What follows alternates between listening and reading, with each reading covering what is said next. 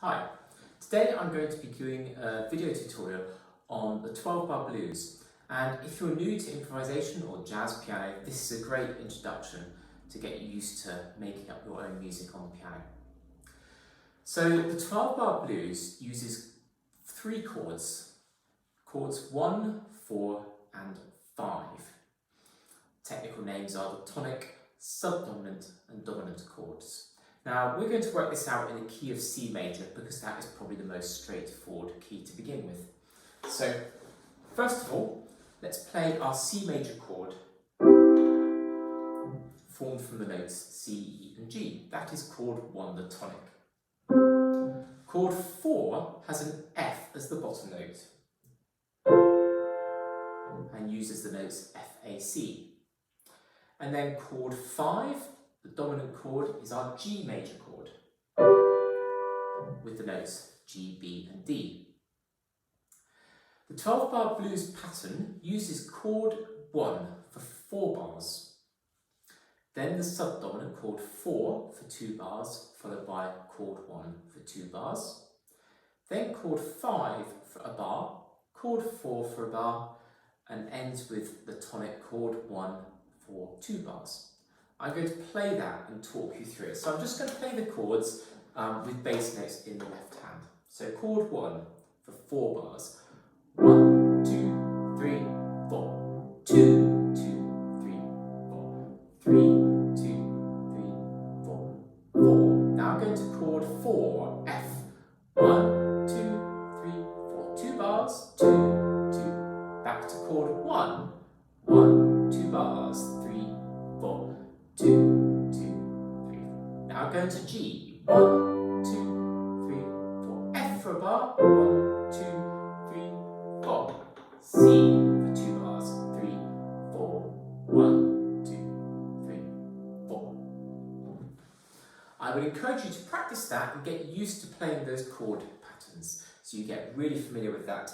If you find it hard to keep a steady beat, use a metronome or something that gives you a drum rhythm. Now, the next stage that I'm going to suggest is to play those chords in the left hand and begin to make up your own tunes in the right hand.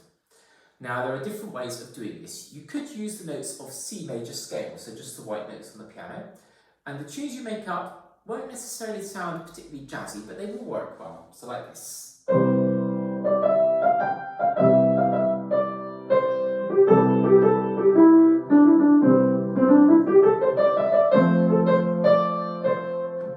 And at all times, keep a steady beat and get the right number of beats in a bar and the chords in the right places. If you find you're losing a feeling of the beat, use a metronome and keep your right hand simpler, more straightforward. And you can add in complexity later as you get more confident. You could use the pentatonic scale on C, so that's C, D, E, G and A.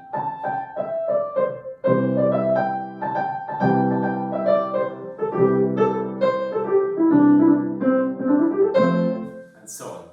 Or if you want a more jazzy feel, maybe the blues scale. Now the blues scale on C uses C, E flat, F, F sharp, G, B flat and C.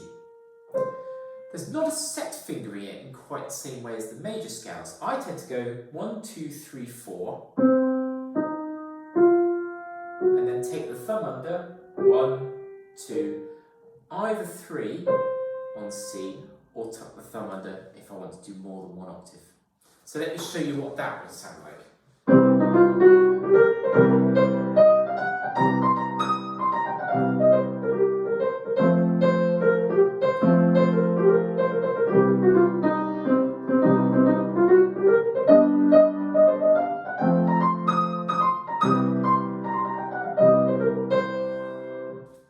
Again, you can keep with really simple ideas to begin with.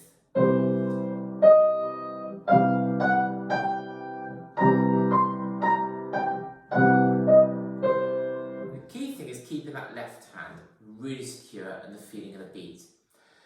Do not be put off by dissonances. So if you play some notes and they sound a little bit clashy, That is part of the characteristic of jazz. So if I play this chord, and I play an F sharp, it's part of the blues scale, but it clashes.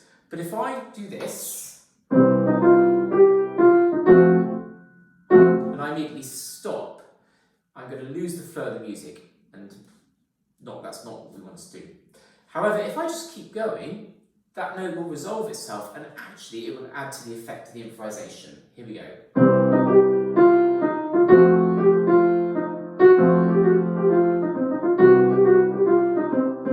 So you can see the F sharp clashing is actually adding colour and character to my improvisation. When you're doing these improvisations, don't forget about dynamics, different articulations, smooth, detached notes, and you've got the full range of the piano, so you can use different octaves and things to create lots of interest. When you've got confident with playing the chords in the left hand and improvising in the right hand, whether you use the C major scale or the blues or pentatonic, the next stage is to change some of the accompaniment patterns in the left hand. So instead of just playing chords, we can add some interest there. There are lots of different styles you could do. I'm just going to show you one for a minute for this video, and I'm going to use C and G, so the tonic and the fifth note of the chord, and then go to C and A. I'm going to alternate between that. I'm playing them slightly detached to give it a really rhythmical feel. When I move to F and to G,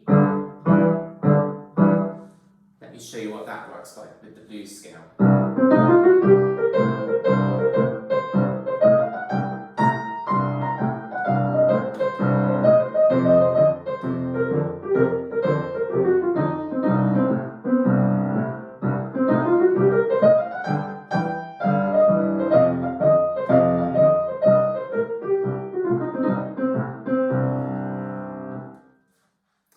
And you can obviously repeat and go around that as many times as you wish. So, you've had a go at making up tunes in the right hand with chords in the left, and now you've started to use a left hand pattern. Where could you go from here with this 12-bar blues? Well, you could try all different kinds of patterns in the left hand. And if you do a Google search and just search for left hand jazz riffs or something like that, there's lots of help out there to get you started on those. You could also try improvising with 3 beats in a bar as well as with 4 beats in a bar. And you could take this 12-bar blues pattern and try it in all the different keys. So perhaps next you would have a go at G major or F major, where you've got one sharp or flat to think about. And then move on to D major, B flat major, and so on, so you're gradually incorporating more sharps and flats. The golden rule with improvising is you cannot make a mistake. You cannot play a wrong note because you're making it up as you go along. But what you must do is keep that steady pulse going all the time and make sure the left hand is absolutely secure. If your left hand is secure and you've got a steady beat, then you can do whatever you want in the right hand and have a lot of fun with experimenting with different ideas. Now, I hope that's been really useful in giving you some information to get you started on improvising. Do check out my Patreon page, and I'll put the link below. On there are lots and lots of video tutorials working on pieces of music, classical and jazz pieces, of all different standards from grade 1 up to grade 8. And there are also lots of video tutorials looking at different aspects of piano technique, like this one, talking about improvisation. And there are lots of articles as well. There's loads of material on there, and you can access all that for just a small monthly fee. You can cancel at any time.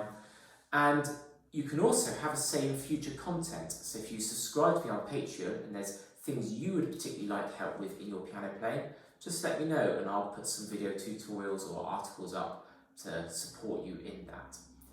Thank you very much for watching this video.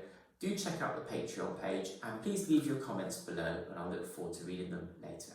Thank you.